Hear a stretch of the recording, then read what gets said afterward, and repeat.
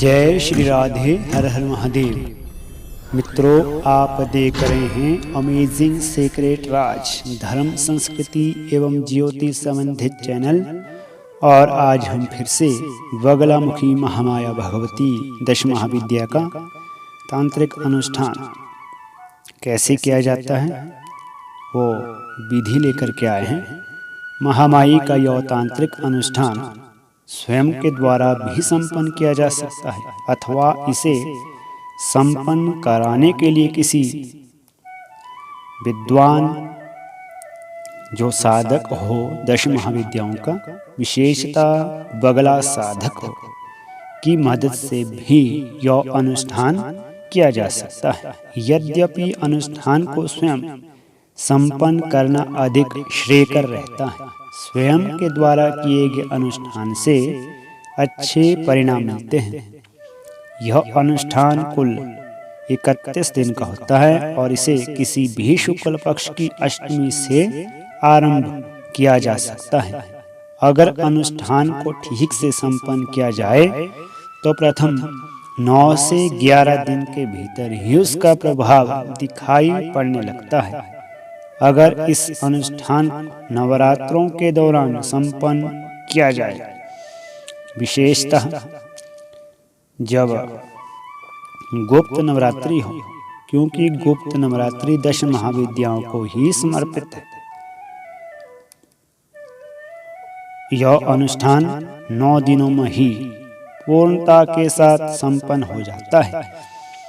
यद्यपि इसे पूरे 31 दिन तक जारी रखना ही ठीक रहता है। कुछ विशेष परिस्थितियों में इस अनुष्ठान को निरंतर 3 माह तक जारी रखने पर और भी तीव्रता आ जाती है। अनुष्ठान के लिए उपयुक्त दिन और साधना स्थल का चुनाव हो जाने के पश्चात स्नान करके पूजा स्थल पर जाकर दक्षिण दिशा की ओर मुख करके पीले कंबल का आसन बिछाकर बैठ जाओ।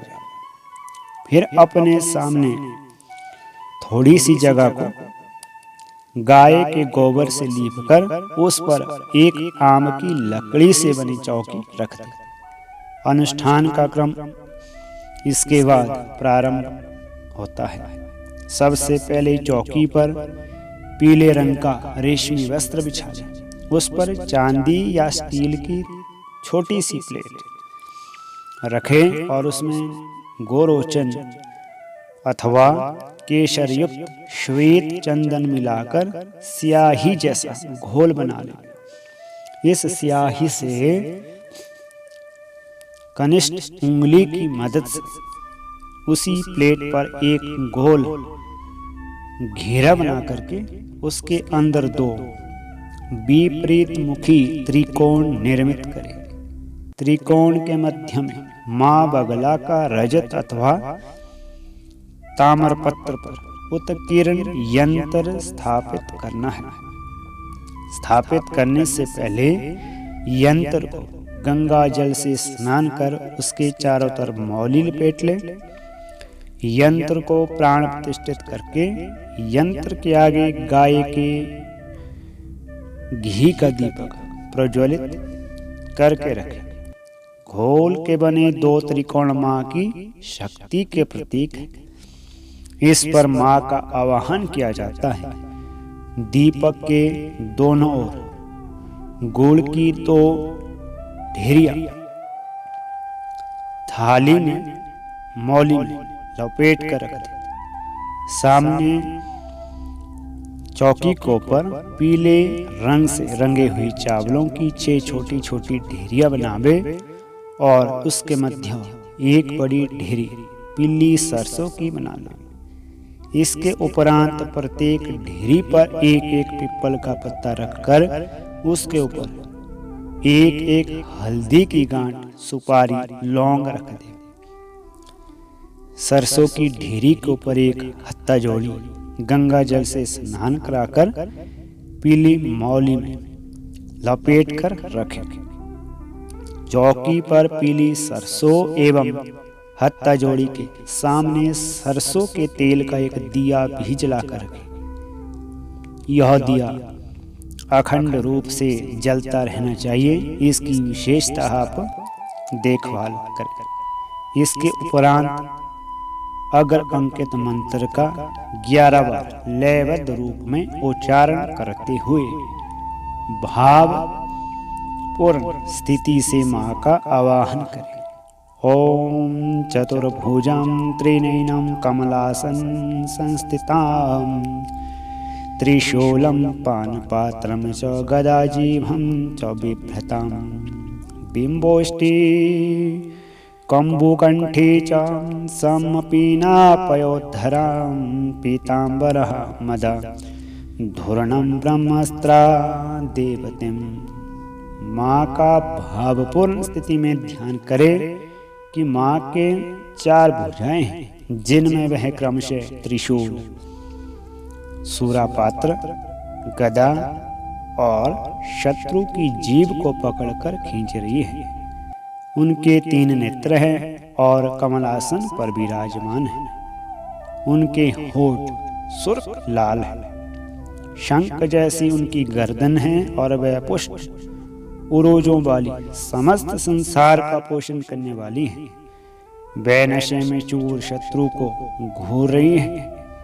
वह पीले वस्त्र एवं ब्रह्मास्त्र धारण किए हुए यह पीताम्बरा बगलामुखी का ध्यान है।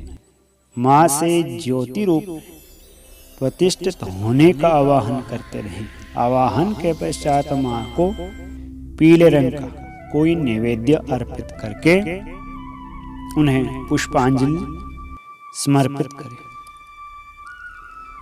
आवाहन के बाद माँ के सामने अपनी प्रार्थना करें कि वह अपनी अनुकंपा से आपको कष्ट से उबार ले। अन्य द्वारा यह अनुष्ठान करने पर आवाहन के द्वारा यजमान का नाम, पिता का नाम, गोत्र, स्थान विशेष का नाम लेकर उसको जो कष्ट है उसके निमित्त संकल्प करें। आवाहन और प्रार्थना संकल्प करने के बाद माँ की आज्ञा पाकर अभिष्ट संख्या में मंत्र जाप करने से माँ की अनुकंपा प्राप्त की जाती है। 31 दिन में 51,000 मंत्र जाप करने होते हैं। अतः प्रथम और 31वें दिन 21 मालाओं का और रोजाना 16 मालाओं का मंत्र जाप करना होता है। माँ के इस अनुष्ठान में मंत्र का जाप करना होता है। ओम हरिम बगलामुखी सर्वदुष्टानां वाचं मुखं पदं स्तंभय जीवं किल्य किल्य बुद्धिं विनाशय। हलिम ओम। मित्रों, यह बगलामुखी का मंत्र है। अपनी अपनी गुरु परंपरा के अनुसार यहाँ पर हलिम, कई हलीम भी कहते हैं या उच्चारण करते हैं। ये अपनी अपनी गुरु परंपरा पर निर्भर करता है। माँ बगला का यह मंत्र विशिष्ट बीज मंत्रों के समूचे पर आधारित है। यद्यपि अधिकतर बीज मंत्रों के शाब्दिक अर्थ नहीं निकलते, लेकिन यह बीज मंत्र अद्भुत शक्ति संपन्न होते हैं। इसलिए उनके मंत्र उच्चारण से साधक का संबंध ब्रह्मांड व्यापनी शक्ति के साथ स्थापित हो जाता है। इन बीज मंत्रों का सृजन साधारण बुद्धि और सामान्य मनुष्य के द्वारा संभव नहीं हुआ है। मंत्रों में चैतन्य का भाव उनके पूर्ण एकाग्रता एवं तन्मयता के साथ लयबद्ध उच्चारण से आता है। अगर ऐसे मंत्रों को 2-4 दिन भी तन्मयता के साथ उच्चारित कर लिया जाए तो साधक के शरीर में एक विशेष प्रकार की झुरझुरी या झंझनाहट सी कंपन होने लगती है। इसी के साथ साधक को कई तरह की विशेष अनुभूतियां भी होने लग जाती हैं। जब प्रथम दिन का आपका मंत्र जाप पूर्ण हो जाए तो तुरंत अपने आसन से ना उठे। सबसे पहले अगर अंकित मंत्र का 3 बार उच्चारण करते हुए संपूर्ण जाप को माँ के लिए समर्पित कर दें और माँ से आसन छोड़ने की आज्ञा प्राप्त करें। मंत्र जाप के बाद माँ के सामने एक बार पुनः अपनी प्रार्थना या संकल्प को दोहराया जाना चाहिए तथा उनकी अनुमति लेकर ही आसन से उठना चाहिए।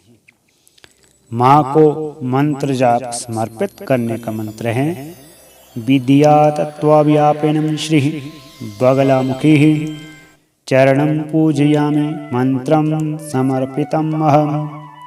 माँ को अर्पित किए गए नैवेद्यों को प्रसाद रूप में थोड़ा सा अंश स्वयं लेकर शेष छोटे बच्चों विशेषकर छोटी कन्याओं में बांट लेना चाहिए। अगर अनुष्ठान के प्रथम दिन साधक व्रत रख सके तो और भी श्रेयकर रहता है, कल्याणकारी रहता है।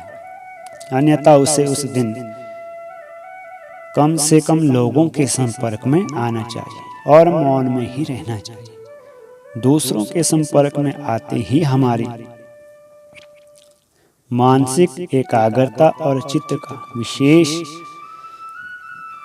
स्थिति में विघटन होने लग जाता है और हमारे पूजा से जो ऊर्जा प्राप्त होती है उस ऊर्जा का भी नाश हो जाता है तथा मन मूल विषय से भटक जाता है।